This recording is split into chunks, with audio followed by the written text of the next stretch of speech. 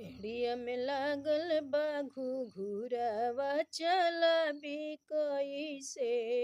एड़िया में लागल बा घुघुरवा चलबी कइसे। चलबी कइसे हो चलबी कइसे। चलबी कइसे हो चलबी कइसे।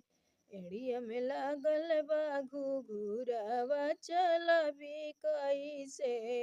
एड़िया में लागल बा घुघुरवा चलबी कइसे।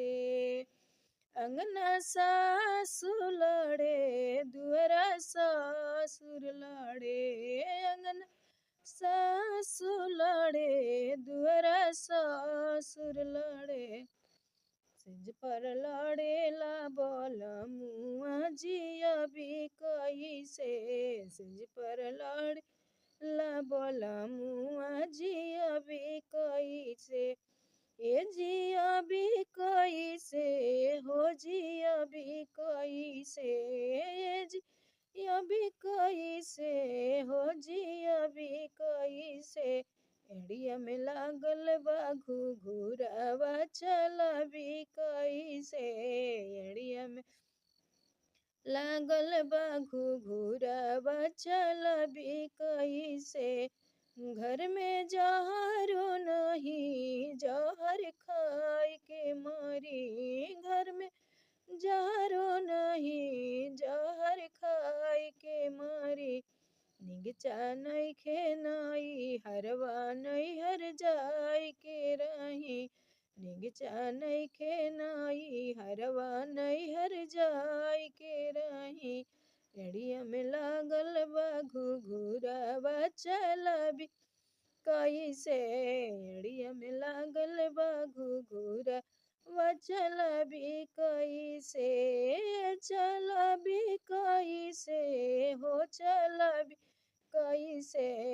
एड़िया में लागल बा घुघुरवा चलबी कइसे। एड़िया में लागल बा घुघुरवा चलबी कइसे। अंगना गोतिनी लड़े दुअरा भसुर लड़े। अंगना गोतिनी लड़े दुअरा भसुर लड़े। सेज पर लड़ेला बलमुआ जियबी कइसे। सेज पर लड़ेला बलमुआ जियबी कइसे।